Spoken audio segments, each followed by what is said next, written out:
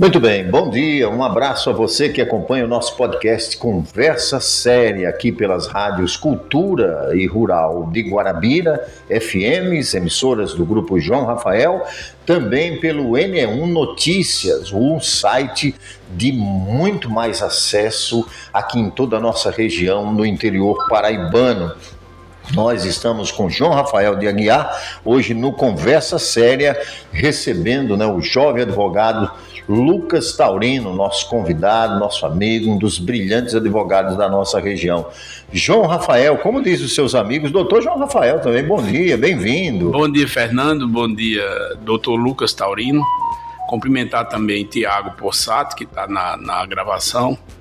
E dizer que é uma alegria, uma satisfação a gente sempre estar gravando esse podcast na semana anterior, para na segunda-feira começar a jogar no ar. Eu quero mandar um abraço para todos os nossos ouvintes e principalmente para os nossos internautas que sempre estão nos ouvindo e participando. E eu tenho encontrado muitas pessoas que comentam sobre o nosso trabalho, nosso podcast. Eu fico feliz com isso. É verdade. Doutor Lucas, mensagem de Caiçara, viu, para o senhor, de Caiçara, de Alagoa Grande, as pessoas mandando informações para o senhor, parabenizando o último podcast que foi com a professora historiadora Silvinha França. Exatamente. Teve um podcast que nós gravamos com uma enfermeira, né, Alexandra, que deu 39 mil acessos. Foi o maior acesso que o podcast já teve até hoje. Eu quero cumprimentar o doutor Lucas e dizer que seja bem-vindo. Um abraço para você e um bom dia. Fique à vontade. Bom dia. Primeiramente dizer que é motivo de muita alegria, satisfação estar aqui ao lado do empresário João Rafael, Fernando Carvalho, poder estar participando desse podcast Conversa Séria, transmitido pelas rádios Cultura e Rádio Rural, e dizer que estou à disposição para contribuir com o diálogo, trazendo informação, entretenimento. Muito bem, diga isso, João. É importante. Lucas, você que é um jovem, mas se formou muito cedo, pelo visto você começou a estudar muito cedo. O que lhe fez escolher a carreira do direito, principalmente na área de advocacia, que é uma área exatamente só mais de defesa do que propriamente de acusações, né? Isso, pois é, seu João. Primeiramente, eu gostaria de dizer que esse título de jovem advogado, eu estarei aproveitando ele ao longo desse ano 2025, porque estarei deixando de ser jovem advogado. O jovem advogado, só a título de curiosidade, ele é dado independente da idade, mas a todos aqueles advogados com até 5 anos de atuação, né? Até 5 anos de recebimento da carteira da OAB. Mas, respondendo à pergunta feita, seu João, desde a época de criança, os amigos e alguns familiares sempre diziam: esse menino tem jeito de ser ou contador ou advogado. E eu olhava assim, eu disse: rapaz, esse negócio de cálculo não é muito comigo não. E aí, o meu pai também tinha comércio e eu sempre tive uma paixão, especialmente pelo lado do direito do trabalho. Então, isso foi fomentando dentro de mim. Chegou o período do Enem, né, o antigo vestibular, Enem, e não deu outra. Decidi cursar Direito, 5 anos de graduação, terminando, fiz a prova da ordem, consegui êxito, graças a Deus, depois de muita luta. Tivemos aí também um período de pandemia que foi difícil para todo mundo, né? Então foram 2 anos aguardando a prova da ordem em razão da pandemia, mas logo em seguida, com a carteira da OAB na mão, dei ao lado das minhas sócias, hoje Anne Beatriz e Anne Gabriele, que, mais uma curiosidade, respectivamente, minha namorada, Anne Beatriz, e minha cunhada, Anne Gabriele, netas do empresário João Rafael. Podemos dar início ao nosso sonho, que era o nosso escritório de advocacia.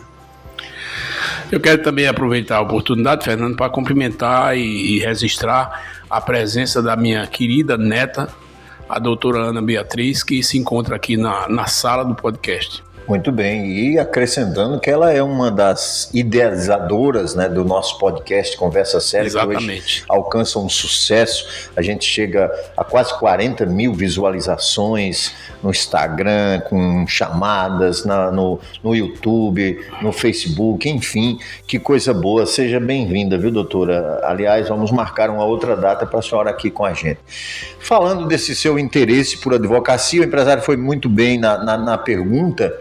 E eu queria, você falou ainda que tem 5 anos, né, que o jovem, a OAB considera, como foi passar num dos grandes desafios que é o exame da ordem? Porque muitas pessoas se formam, aí ficam bacharéis em direito e tal, mas não conseguem galgar depois no exame. Como é que foi para o senhor? Fernando, de fato o exame da ordem, ele é um tanto complexo. Não é desculpa a expressão, mas não é uma receita de bolo. Eu acredito que cada estudante precisa encontrar a sua forma correta para poder caminhar, seguir e conseguir um êxito na prova da ordem. Então, puxando para mim, eu corri atrás, além do estudo da faculdade, eu corri atrás de alguns cursinhos especializados focados no exame da ordem. Certo. Então, nesse cursinho, o que era que a gente via? Porque na faculdade a gente vê muita teoria, que é importante.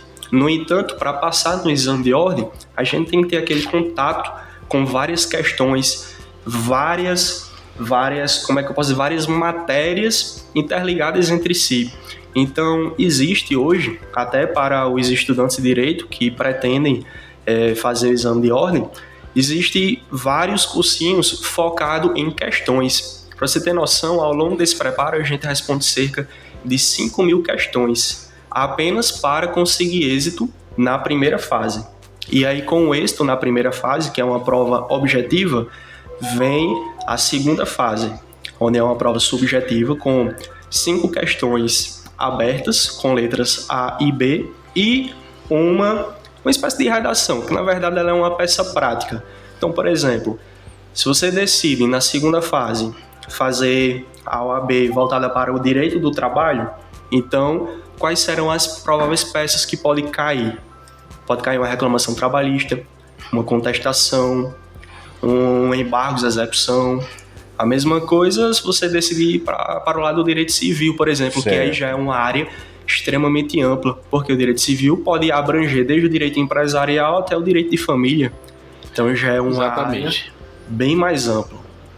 Direito empresarial, né? É um espaço grande. Exato, também, é muito grande. É muito grande porque o direito empresarial ele se expande além do direito da organização profissional daquela empresa. Também é necessário o acompanhamento também na área jurídica tributária também, né? Que é um direito muito complexo e poucos advogados atuam nessa área. Precisa ter um segmento exatamente nessa linha. E aproveitando seu comentário, as leis mudando toda hora, vem uma alteração de lei. Muda, a alteração tributária também. Sim, com certeza. Doutor Lucas, e com relação à atuação no direito da família, ontem eu participei, aliás, ontem não, na última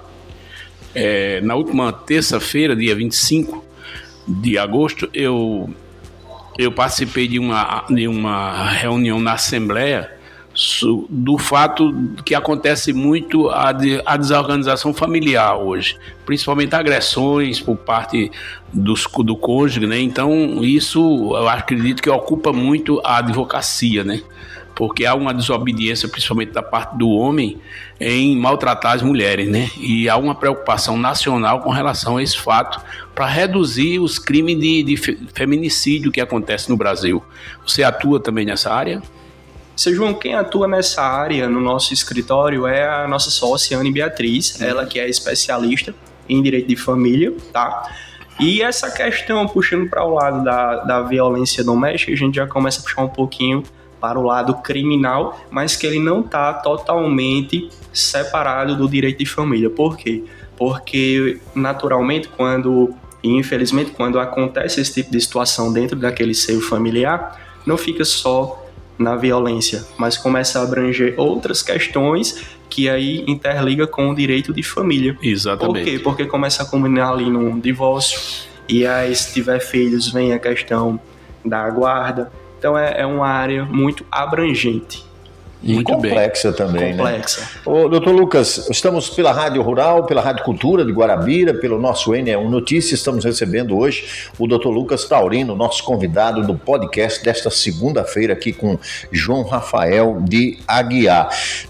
Às vezes demora-se para saber o resultado de uma questão, de uma ação judicial, tudo isso. Como é que é para o senhor? Porque o advogado, ele entra com a ação, né, autorizado pelo seu cliente, muitas vezes demora, o cliente às vezes não entende porque está demorando. Eu queria que o senhor comentasse sobre isso. A gente sempre ouve falar, a minha questão está com o advogado, está demorando demais, mas não é o advogado que determina, né? Queria que o senhor falasse sobre isso. Perfeitamente, Fernando. Eu acredito que não só o nosso escritório, como todos os colegas advogados passam por isso. Realmente é uma situação delicada para a gente poder explicar ao nosso cliente, olha, seu processo ele está pendente de julgamento. No entanto, é aquela questão, nós temos processo no nosso escritório que está na fase recursal ali com mais de 1 ano aguardando decisão. E aí, como é que a gente explica isso ao cliente? Enquanto que, às vezes, até amigos daquele cliente entrou com um processo semelhante no nosso escritório também.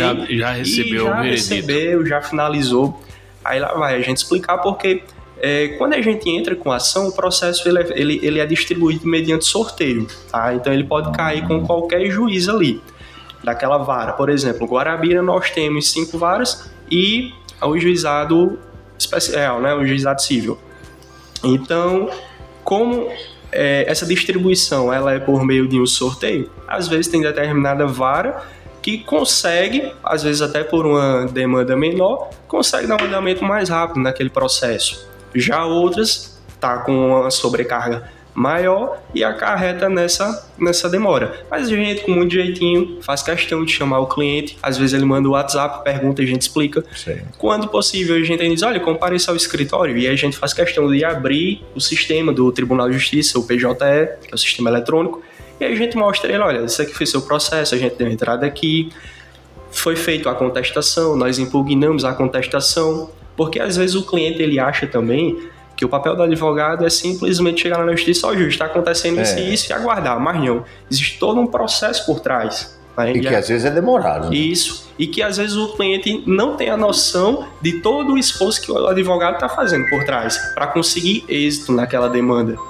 E ele não tem, por isso que é bom, como o senhor disse, trazer, explicar para aquela pessoa, olha, está demorando por isso e tal. E esse detalhe importante, viu, seu João Rafael, que ele falou, questão do sorteio. É verdade. Não é o advogado que chega lá, escolhe não, né? É uma questão já muito diferente. Seu João. Eu vou até fugir um pouco, mas como ele falou do direito da família, eu vou lhe fazer uma pergunta sobre família e eu gostaria que você me respondesse rápido. É para o Fernando Carvalho essa pergunta. Muito bem, vamos lá. Me responda, por que é que o marido da viúva não pode se casar com a cunhada? Por que que o marido da viúva não pode se casar com a cunhada? Isso descontraiu bastante, mas eu, no momento, vou consultar o meu advogado, doutor Lucas, para ter essa resposta. Eu não sei, senhor João. É porque ele está morto, né? O marido da viúva está morto. Bom, 1-0 para ele aqui. Gostei dessa daí, deu uma descontraída no nosso podcast, viu? Doutor Lucas, voltando aí à nossa questão. Hoje o senhor atua em Sertãozinho, Guarabira, na região, com suas sócias, né, do escritório. Como é que está a atuação, por exemplo, em Sertãozinho? Vocês diariamente, aliás, o senhor é natural de Sertãozinho, o Sertãozinho nos deu esse presente de um bom advogado, de uma pessoa extremamente importante, séria, né? Queria saber como é que é a atuação na sua terra também. Isso mesmo, Fernando.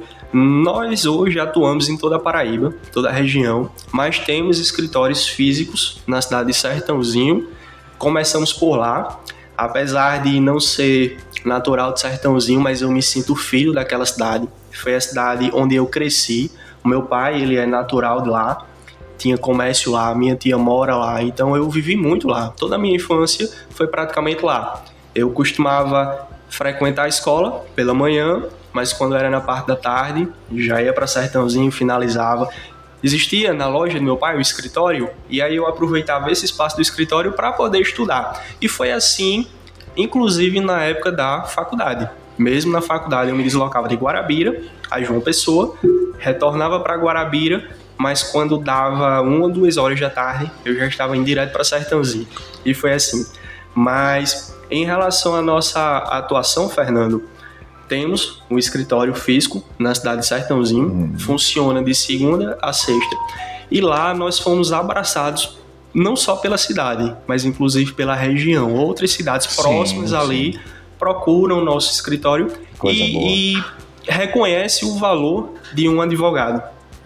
Após pouco mais de 2 anos, em janeiro de 2025, na verdade, decidimos dar um passo a mais diante da necessidade, da vontade de crescer o escritório e abrimos nossa segunda unidade aqui em Guarabira, que é a minha terra natal, ao lado de Anne Beatriz e Anne Gabriele.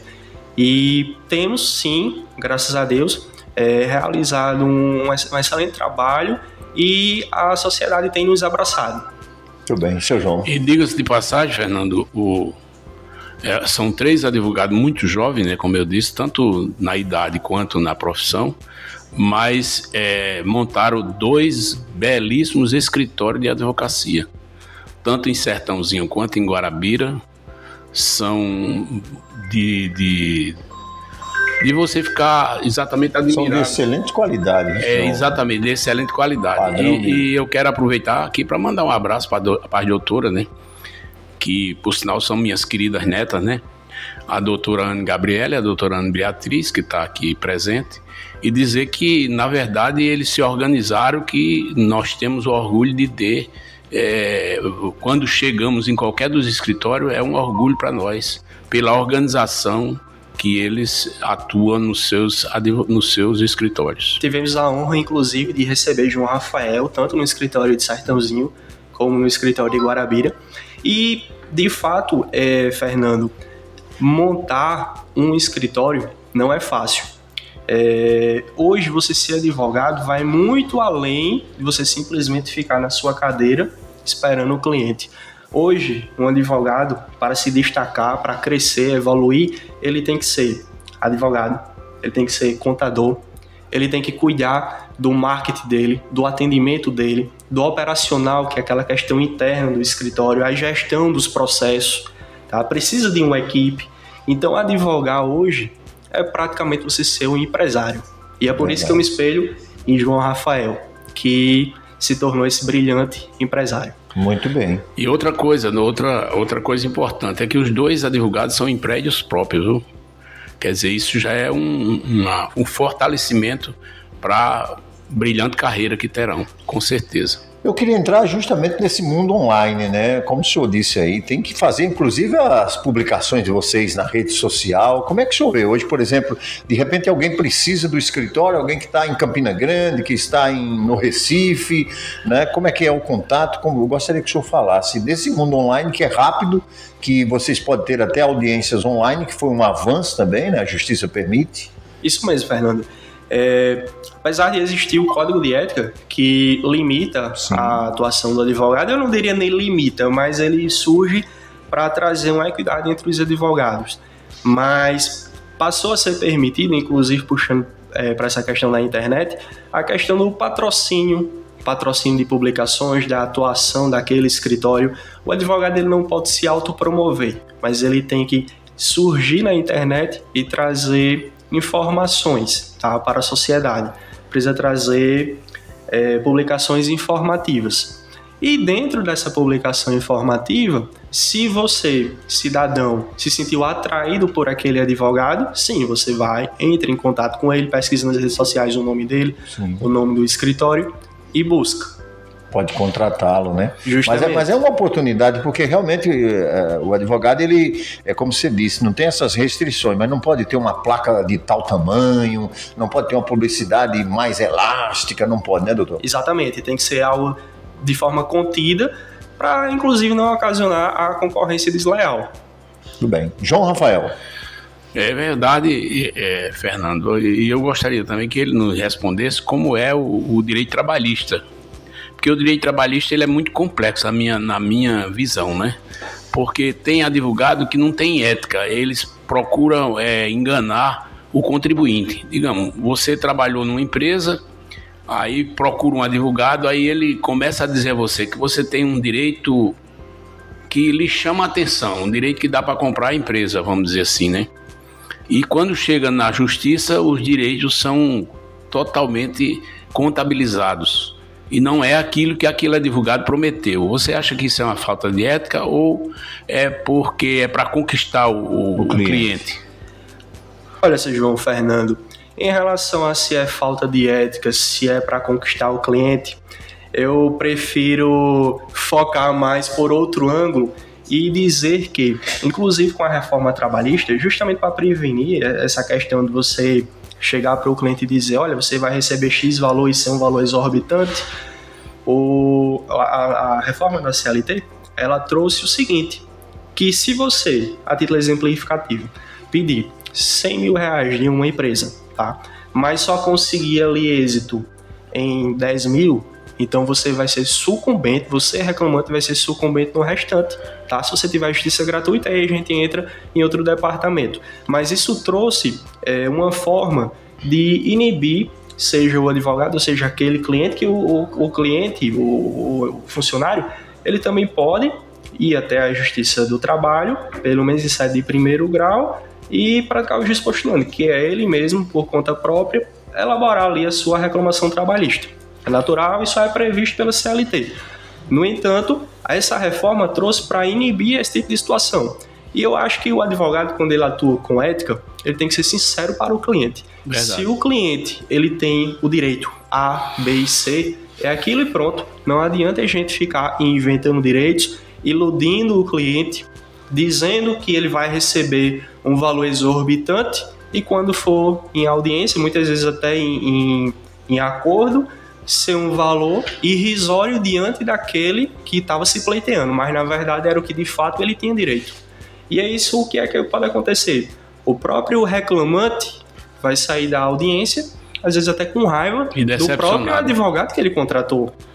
Agora você falou em sucumbência. Dá para você explicar o que é que significa sucumbência para a população? Sim. A sucumbência, seu João, ela é os honorários sucumbenciais que a gente chama, né? Ele é pago ao advogado que perdeu, a parte que perdeu tem que pagar ao advogado da parte vencedora, tá? Então, no exemplo que eu citei, o cidadão pediu 100 mil reais, mas só ganhou 10 mil.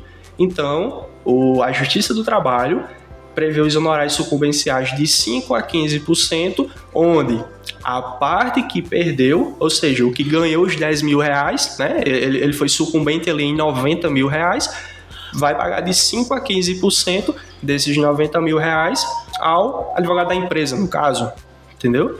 Agora, se ele tiver justiça gratuita, aí essa sucumbência ela vai ficar suspensa. Muito bem. Entendi. Boa explicação. Boa explicação, ótima explicação. Estamos conversando com o Dr. Lucas Taurino aqui no nosso podcast Conversa Séria com João Rafael, também com a participação do Fernando Carvalho.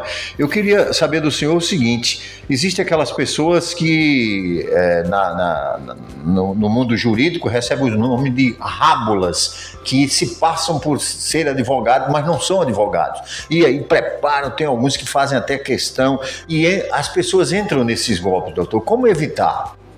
Pois é, Fernando. Inclusive, nosso escritório foi vítima desses golpes. Olha aí. Pessoas passando por nós, tanto por mim como por Anne Beatriz, por Anne Gabriele, contactando nossos clientes, dizendo, olha, você conseguiu êxito no processo, temos boas notícias. Já pensou? No entanto, quando o cliente fica ali animado com aquela informação e começa a responder, ele diz, mas para você receber o dinheiro, aí você precisa fazer um adiantamento aqui e começam a pedir valores, informações delicadas dos documentos pessoais. Então, nós sempre alertamos, tanto os nossos clientes como todos os cidadãos, na seguinte questão. Se você recebeu essa informação, se você recebeu o contato de alguém que supostamente seja o seu advogado, liga para ele, vai até o escritório, averigua para ver se de fato é o seu advogado. Graças a Deus. Antes de transferir qualquer valor, né? Exatamente. Graças a Deus, nenhum dos nossos clientes caíram no golpe. Porque nós sempre deixamos muito claro, olha... Isso é importante. Nos nossos contatos é esse e esse. Então, qualquer número qualquer forma de contato diferente dessa, tente falar diretamente com a gente. Mas já que ele falou em contabilidade e advogado também sabe fazer muito cálculo, eu gostaria de fazer uma pergunta para ele se ele é bom de cálculo rápido. Vou lhe explicar com calma. Um cidadão que chamado João comprou 10 vacas e o outro chamado José comprou mais 10. Quantas vacas foram? Um comprou 10, o outro comprou 10. Dá um total de quanto? 20. Agora, eles não tinham propriedade, colocaram na propriedade de um amigo, para o gado ficar lá. Na madrugada, veio uns ladrões e roubaram 17. Ficaram quantas? 3. Não, ficaram 13. Porque não roubaram de João, só roubaram de Zé. De Zé roubaram 7. João entendeu? tinha 10 e Zé 10. Aí eles botaram em outra propriedade e veio um ladrão, roubou de Zé 7. Ah, sim. Tá vendo a pegadinha? Tá vendo? Olha, nós dois levamos um drible aqui do nosso querido João Rafael. Bom, mas é só para descontrair. Descontrair é muito bom, né? Muito bom essa situação. Para descontrair, doutor Lucas, suas considerações finais, seja bem-vindo sempre aqui, né? Quero dizer que sou um admirador do seu trabalho, da sua pessoa, né? Do ser humano que o senhor representa para nós. É muito bom saber que na advocacia nós temos pessoas com essa hombridade, com essa coragem, com determinação e com conhecimento de causa, que é muito bom. Por favor, suas considerações, né, João? Muito bem. Fernando, primeiramente agradecer todo o espaço, agradecer a oportunidade dada também a seu João Rafael, ao nosso escritório, e dizer que é isso. O advogado ele tem que trabalhar sempre com muita humildade, com muita ética, e aos pouquinhos ele vai conquistando o seu espaço. Olha, Fernando, eu quero agradecer a presença do Dr. Lucas e dizer que eu tenho muita satisfação em conversar com eles, tanto com ele como as duas sócias, porque são pessoas honestas. E quando a gente vai procurar um advogado, um contador, na experiência que eu tenho, primeira coisa que deve verificar é a honestidade daquele profissional, naquilo que faz. E vocês têm essa qualificação, até por base familiar vocês têm, então a honestidade é a base de tudo. Se vocês continuar fazendo esse trabalho honesto que vocês estão fazendo, eu tenho absoluta certeza que vocês vão crescer cada vez mais.